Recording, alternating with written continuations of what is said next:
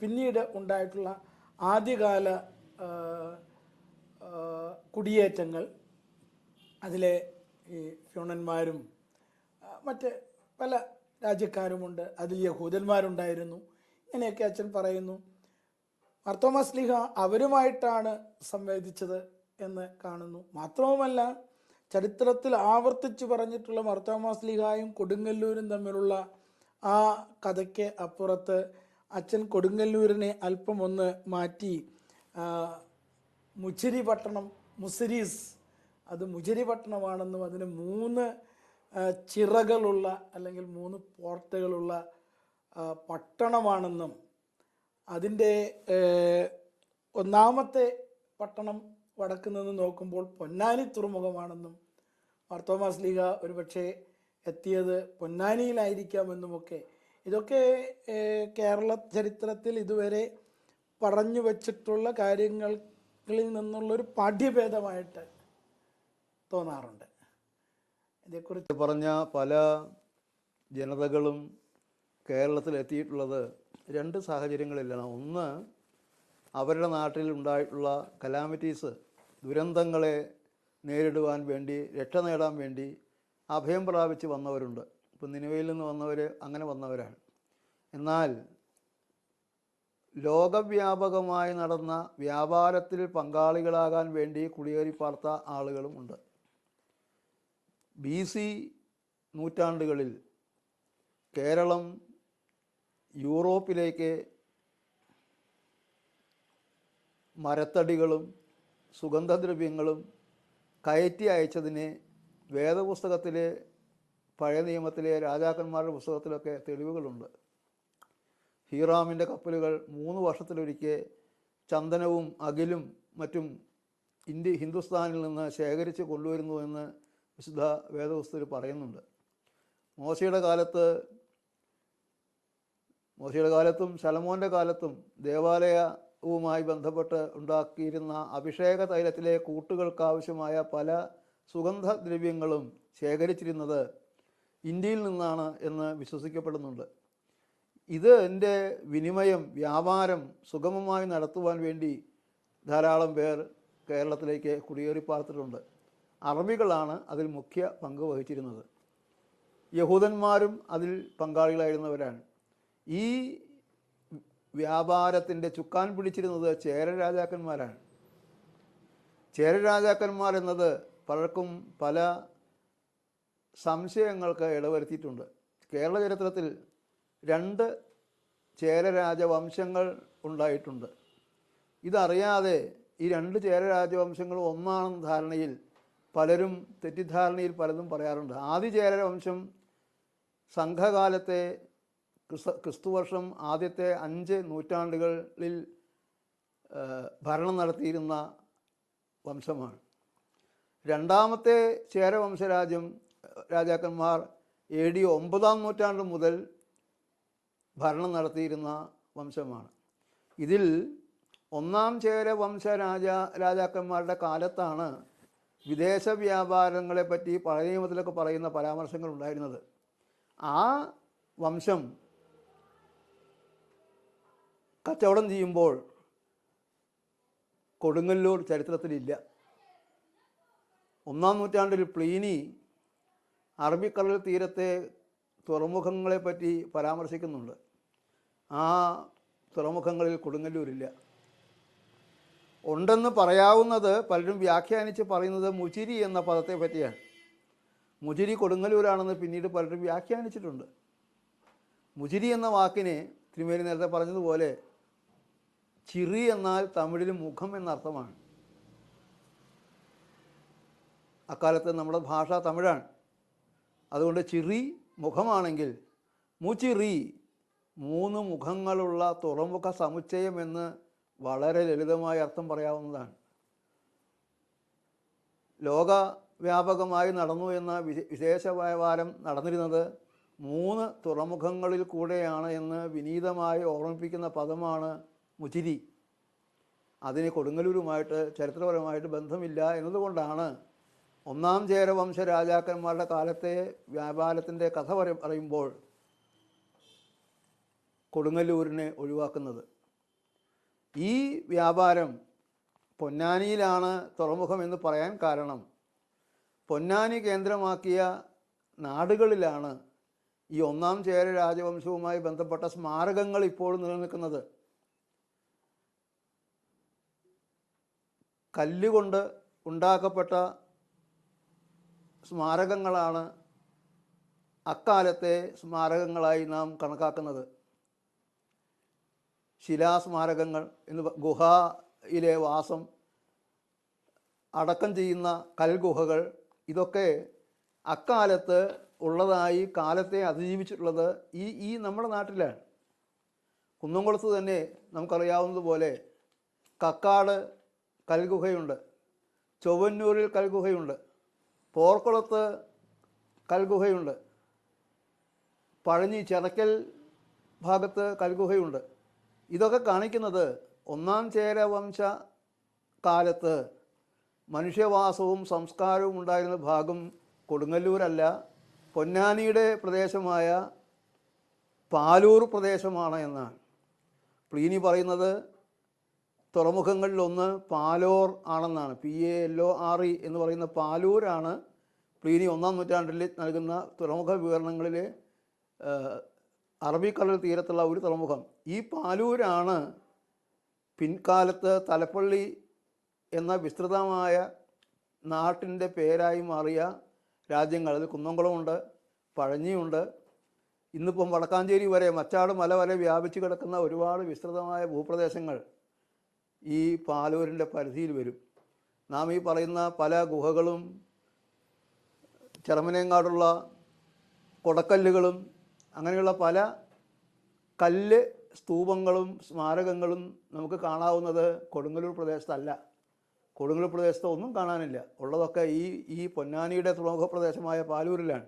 അതുപോലെ തന്നെ 1-ാം നൂറ്റാണ്ടിൽ റോമൻ വ്യാപാരത്തിൻ്റെ സംശയാതീതമായ തെളിവ് എന്ന് പറയാവുന്നതുപോലെ കുന്നംകുളത്തിന് അടുത്തുള്ള ഇയാൽ പ്രദേശത്ത് നിന്ന് അഗസ്റ്റസ് സീസറിൻ്റെയും മറ്റും തല ആലേഖനം ചെയ്ത സ്വർണ്ണ നാണയങ്ങൾ കിട്ടിയിട്ടുണ്ട്.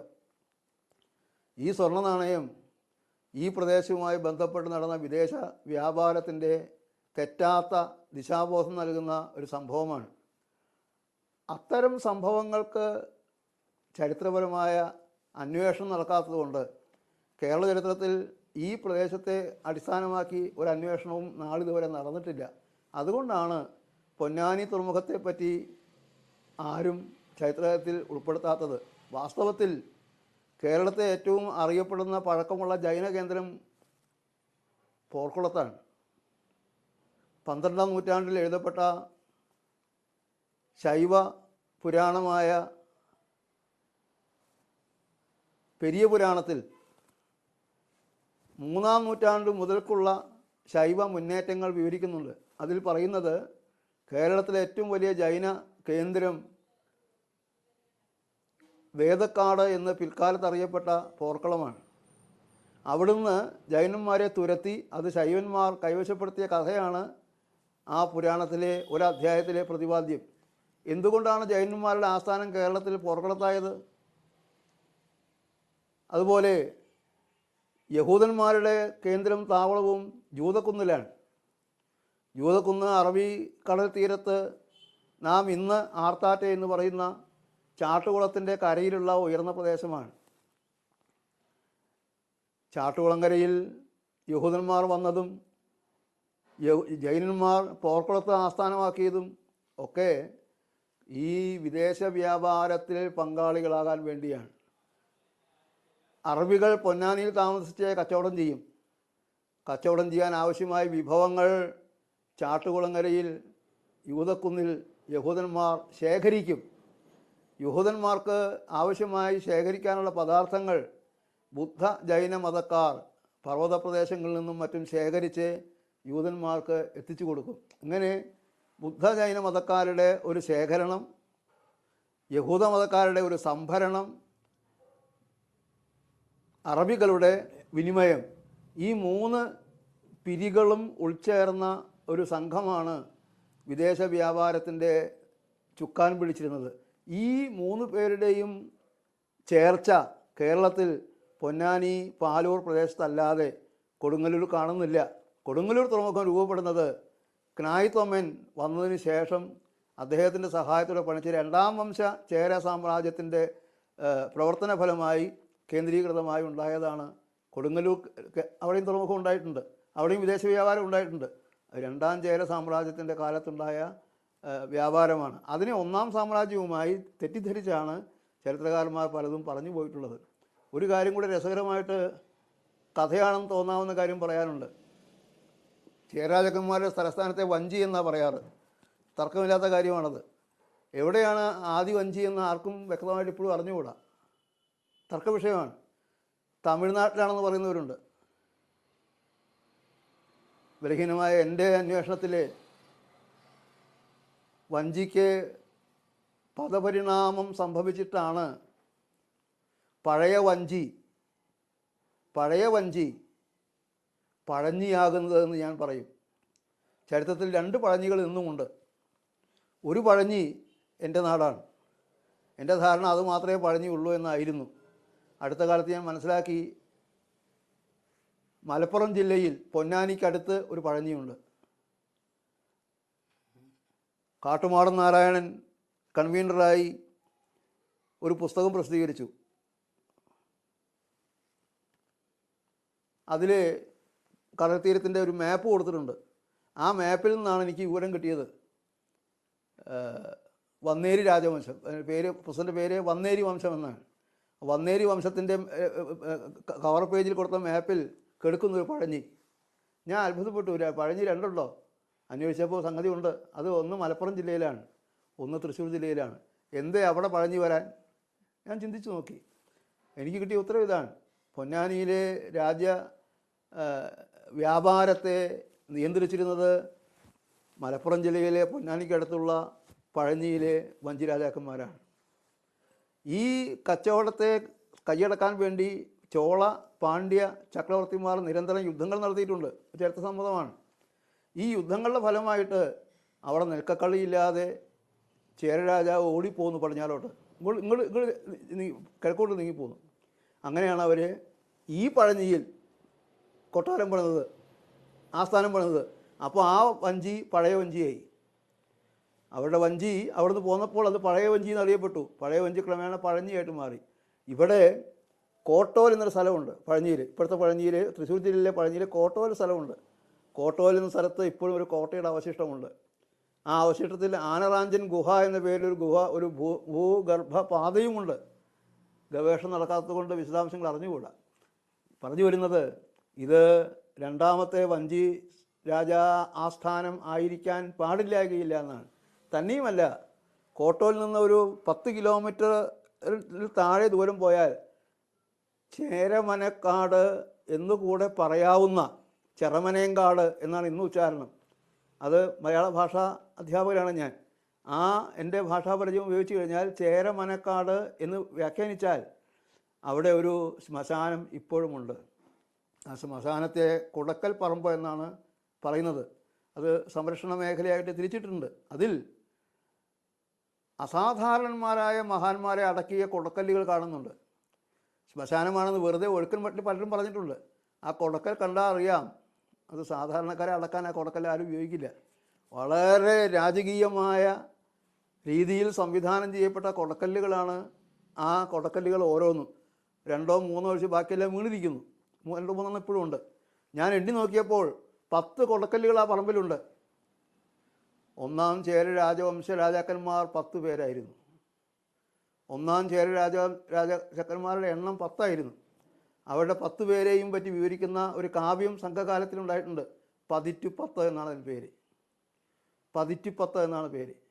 ഈ 10 ഒന്നാം 10 ലഭ്യമല്ല, നഷ്ടപ്പെട്ടു പോയി. ബാക്കി 9 10 ഇപ്പോഴും ലഭ്യമാണ്. കേരള സാഹിത്യ അക്കാദമി അത് പ്രസിദ്ധീകരിച്ചിട്ടുണ്ട്. കേട്ടിട്ടുള്ളത് ഒന്നാം 10 ക്രൈസ്തവ രാജാക്കന്മാരുടെ ചരിത്രമായിരുന്നു. ക്രൈസ്തവ രാജാക്കന്മാരുടെ ചരിത്രമായതുകൊണ്ട് മതമർദ്ദന പാരമ്പര്യമുള്ള കാലത്ത് ആ 10 നശിപ്പിക്കപ്പെട്ടു എന്നാണ്. ഇതെല്ലാം കൂടി യോജിക്കുന്നത് പൊന്നാനിയുമായി ബന്ധപ്പെട്ട തുറമുഖ തീരത്താണ്. അതുകൊണ്ടാണ് ഈ ഒന്നാം ചേരവംശ സാമ്രാജ്യത്തിൻ്റെ ചരിത്രവും വിദേശ വ്യാപാരവും പൊന്നാനിയും അലക്സാണ്ട്രിയയും തമ്മിലുള്ളതായിരുന്നു എന്ന് ഞാൻ അനുമാനിക്കാനുള്ള കാരണം ഈ സാഹചര്യമാണ്. വളരെ